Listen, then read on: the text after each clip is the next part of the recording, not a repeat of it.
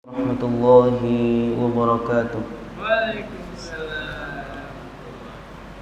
Hamdan wa syukran lillah, wassalatu wassalamu ala rasulillah Sayyidina Muhammad ibn Abdillah wa ala alihi wa ashabihi wa mawala la hawla wa la quwwata illa billahi amma ba'du.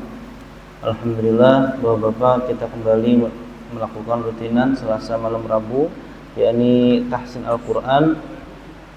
Kita sampai di Al-Haqqah ayat 35. Falaisa lahul yawma hahuna hamim. Ya, ayat ke-35. Insyaallah kita akan baca sampai ke ayat ke-45, 10 ayatnya.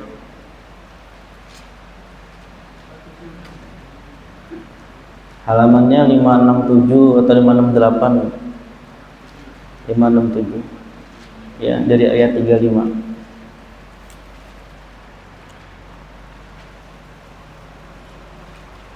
Jadi isi bacakan dari ayat 35 sampai 45. 35 sampai 40 dulu, baru setelah itu 41 sampai 45. Sebelumnya kita baca Fatihah dulu, diridhoillahi ta'ala bi syafaati Rasulillah sallallahu alaihi wasallam. ونخص خصوصا إلى آبائنا وأمتنا وجدادنا وجداتنا وجيراننا وقراباتنا ومن أحسن إلينا ومن ظلمنا أحسن إليه رضوان الله وبركاته عليهم أجمعين. الفاتحة. أعوذ بالله من الشيطان الرجيم. بسم الله الرحمن الرحيم. الحمد لله رب العالمين الرحمن الرحيم مالك يوم الدين إياك نعبد وإياك نستعين اهدنا الصراط المستقيم صراط الذين أنعمت عليهم غير المغضوب عليهم ولا الضالين. Amin. Baik, saya bacain dulu dari 35. A'udzu billahi minasy syaithanir rajim. فليس له اليوم هاهنا حميم ولا طعام إلا من غسلين لا يأكله إلا الخاطئون فلا أقسم بما تبصرون وما لا تبصرون إنه لقول رسول كريم. Sekali lagi. فليس له اليوم هاهنا حميم ولا طعام إلا من غسلين لا يأكله إلا الخاطئون فلا أقسم بما تبصرون وما لا تبصرون إنه لقول رسول كريم. 1, 2, 3. أعوذ بالله من الشيطان الرجيم. بسم الله الرحمن الرحيم. فليس له اليوم هاهنا حميم ولا طعام إلا من غسلين لا يأكله إلا الخاطئون فلا أقسم بما تبصرون وما لا تبصرون إنه لقول رسول كريم وما هو بقول شاعر قليلا ما تؤمنون ولا بقول كاهن قليلا ما تذكرون تنزيل من رب العالمين ولو تقول علينا بعض الأقاويل لأخذنا منه باليمين. Sekali lagi.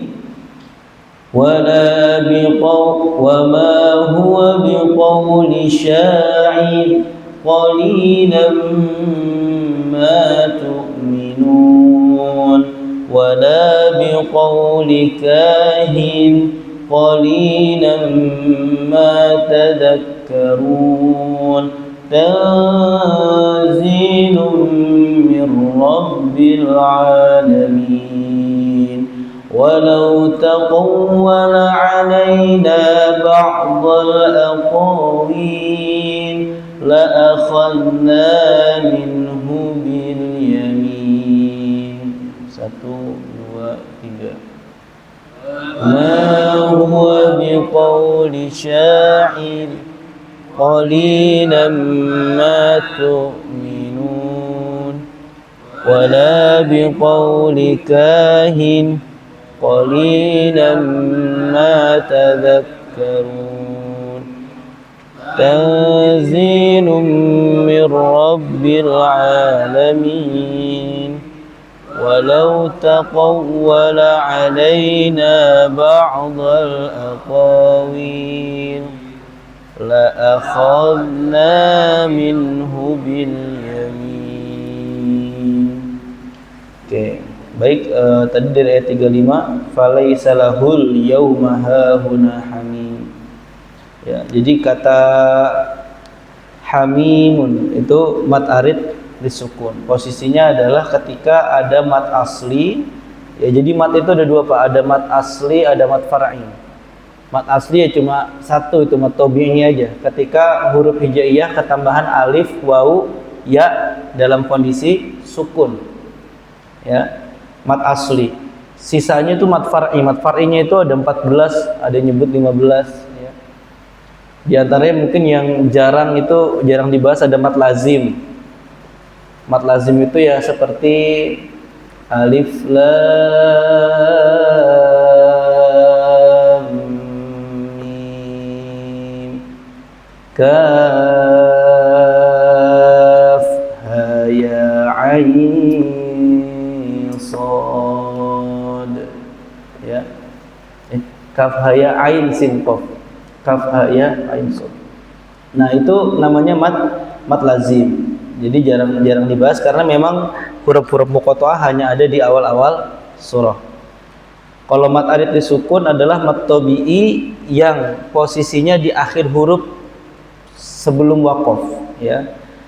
Syarat bacanya sudah beberapa kali kita terangkan, yakni antara 4 atau 6 harus sama, harus serasi. Nah, kalau di awal kalimat itu ada falaisa, ada al-yauma ya. Itu adalah ketika huruf ya atau wawu sukun yang sebelumnya fathah itu mat juga sebetulnya, disebutnya namanya mat tamkin. Ya, ada namanya mat tamkin. Selanjutnya wala ta'amun. Ada namanya dhammah tain bertemu dengan hamzah. Hukumnya jelas.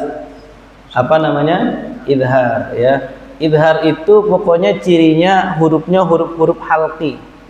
Huruf-huruf halqi itu apa? Hamzah, alif ya. Go, kho ya. Go, kho, ain, ha. 6. Halqi itu ada 3 posisinya ya, ada adnal halqi, ada wastal halqi ya. Ada yang a'la, yang di atas.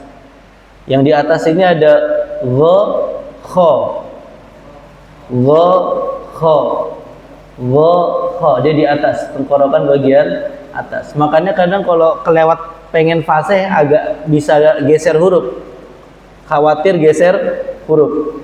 Ghairil maghdubi alaihim, saking fasihnya ya, ghairil maghdubi ya, saking fasihnya. Jadi ya gimana bedanya Mas Rizky? Posisinya memang sama, makanya pemposisiannya jangan sampai berlebihan. Kalau ada sampai gereknya itu berarti nanti masuk kho. Gho ya biasa saja kayak ghairil maghdubi alaihim waladdallin. Yang tengah wastal halqi ada a dan ha. A ha. Sama itu tempat keluarnya a ha, di tengah-tengah semua. Jadi nyebut ha kalau latihan ha paling gampang ya sebagaimana melafalkan a, cuman itu hurufnya ha. A ha, a ha. Jadi kita mencirikan keluar angin-anginnya itu enak. A ha karena ada di tengah wastal halqi. Ada adnal halqi yang paling bawah, ada hamzah atau alif, ada ha. Ha ha. Ha ha, beda ya. Kalau ha yang besar di bawah. Bentuknya kalau ha temennya ja, kho. Kalau yang ha dia sendiri ya, bulat di bawah. Ha ha ha ha. A. Makanya kalau udah begini nge-switch-nya harusnya nggak susah nih. A. Ya, jadi kalau yang alif atau hamzah di bawah a, kalau a naik dikit ke tengah a. Ya. A'jami wa 'arabi. A'jami wa 'arabi. Itu contoh latihan. Jadi wala ta'amun illa itu izhar. Ciri-cirinya gampang tadi, huruf izhar itu mesti huruf halqi. Paling bawah adalah halqi, ada a, ha. Tengah a, ha, atas go, kho. Oke. Illa min ghislin. Nah ini kan go, izhar lagi nih. Min ghislin la ya'kuluhu. Ini mat yang juga cukup banyak tapi tidak sebanyak mat asli atau mat wajib atau mat yang lain. Di Qur'annya mesti ada yang bendera, ada yang tambahan wawu kecil, ada yang apa mungkin dibalik domahnya gitu ya. Itu namanya mat silah. Ya, mat silah itu ada dua, ada mat silah tawilah, ada mat silah qasirah. Kalau huruf ha domah bertemu dengan hamzah, dia mat silah tawilah, mat silah yang panjang. La ya'kuluhu illal khati'un. Oke, itu ya namanya mat silah. Ada dua, mat silah tawilah, ada mat silah qasirah. Selanjutnya ada fala, itu mat jaiz apa Pak? Mat tabi'i bertemu dengan hamzah atau alif. Alif sih lebih tepatnya ini alif. Dia dipisah kalimatnya. Jadi mat jaiz mat wajib muttasil dengan mat jaiz munfasil itu ciri membedakannya antara satu kalimat atau beda kalimat. Fala itu sendiri, uqsimu itu sendiri. Maka dia berbeda kalimat. Jadi masuknya mat jaiz. Kalau idza jaa yaji'u itu satu kalimat, jadi dibaca panjang, namanya mat wajib. Kalau fala uqsim itu mat jaiz. Oke, itu kurang lebih, selebihnya sama seperti yang kita sering pelajari. Ada gunnah, innahu, jangan buru-buru, ditahan dulu 2 harokat ya. Lalu mim ya, mim gunnah juga banyak di sini, tanzilum mir rabbil alamin dan seterusnya.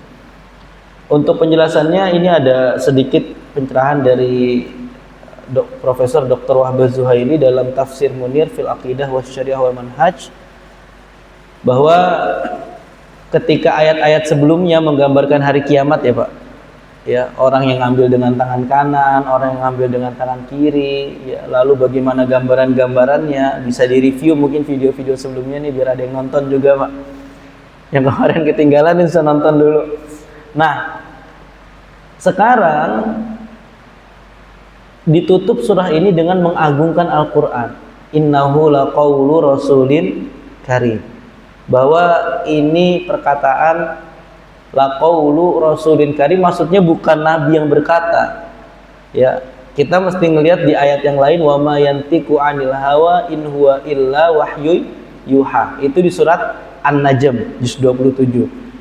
Jadi maksudnya adalah yang menyampaikan tetap kalamnya kalam Allah, tetapi yang menyampaikan, yang memberikan amanat, yang mengutus ayat-ayat ini ya tetap lewat Rasulullah Shallallahu Alaihi Wasallam. Nah, ini bentuk pemuliaan. Selanjutnya ya, idhofah kepada Rasul bermakna tablik, penyampaian, karena Rasul adalah yang menyampaikan dari yang mengirim atau yang mengutus. Penyebutan kata Rasul adalah isyarat bahwa Al-Quran bukanlah ucapan Rasul sendiri. Ya. Nah, di sini ada pembahasan yang bisa kita lihat, wala biqauli kahin qalilan ma tadzakkarun.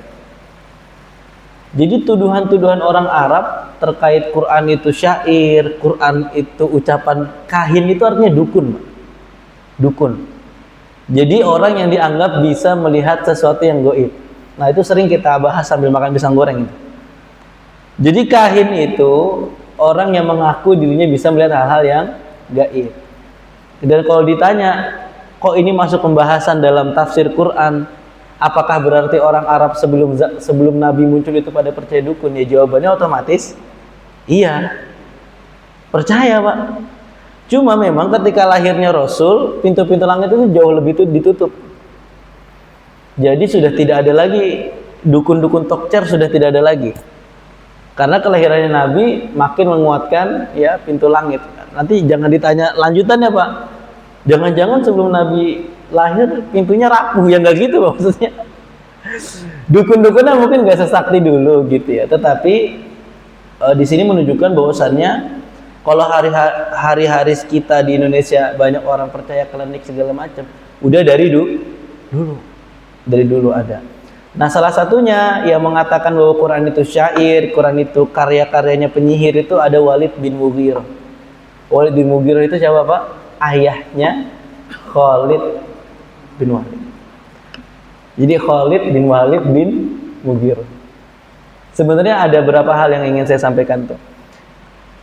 Walid bin Mughirah, orang yang sangat menentang Rasul, punya anak namanya Khalid bin Walid. Abu Jahal punya anak namanya Ikrimah bin Abu Jahal. Bapaknya penentang keras Nabi, anak-anaknya pembela kuat Nabi. Itu kenapa di Quran juga selalu diberikan contoh bahwa sekelas Nabi Lut, Nabi Nuh punya anak yang membangkang. Jadi sebenarnya Quran itu sudah fair. Terkadang bapaknya tidak soleh, anaknya soleh. Kadang ya bapaknya soleh, anaknya tidak soleh. Atau kebalikannya, bapaknya tidak soleh, anaknya soleh. Jadi fair sebenarnya. Makanya kalau misalkan kita ngelihat ada orang alim, ternyata anaknya belum alim, belum indah akhlaknya, itu wajar. Ya bukan mewajarkan keburukan, tetapi pada nyatanya ada. Tetapi kalau kita hitung rasionya, biasanya kalau orang tuanya soleh, mesti anaknya soleh. Jadi kalau rasio itu kan perbandingan, perbandingannya tetap kecil Pak. Kalau misalkan bapak soleh, ibunya soleh, anaknya tidak soleh, itu kemungkinannya kecil. Dan misalkan ya, saya kemarin kebetulan sama Bang Ocit itu Pak, saya baru tahu dia mantunya Haji Mali. Terus saya bercanda sama Bang Ocit, emang begitu ya Bang ya, kalau seniman ketemunya sama seniman. Di Quran Pak, Nabi itu mantunya juga Nabi.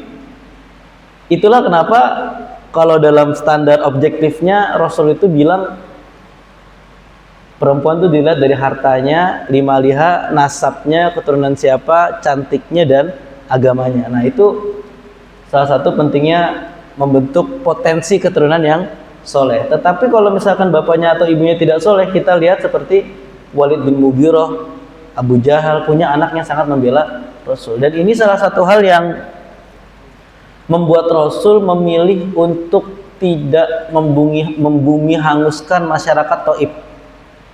Ya, ketika Rasul datang malah ditimpukin batu sampai berdarah, malaikat menawarkan, ini kalau mau gunung Taif saya balikin wahai Rasul. Tapi Rasul jawab apa? Innahum la ya'lamun. Mereka nggak tahu apa-apa. Siapa tahu bapaknya benci sama saya, anaknya cinta sama saya. Ya, jadi kita pelajaran juga buat kita, Pak. Kalau misalkan ada orang soleh, anaknya mungkin belum soleh, jangan langsung diomongin gitu maksud saya. Ih, bapaknya mah pinter, bapaknya mah baik, jamaah ke masjid, anaknya bledet, jangan, Pak. Mending kita apa? Doain, moga cepet dapat hidayah. Atau kebalikannya, anaknya rajin, inisiatif sholat jamaah, bapaknya mah belum. Jangan banget langsung diomongin, itu bapak agak malu sama anak ya. Anaknya ke masjid, bapaknya cepas, ya udah jangan. Pokoknya didoakan saja.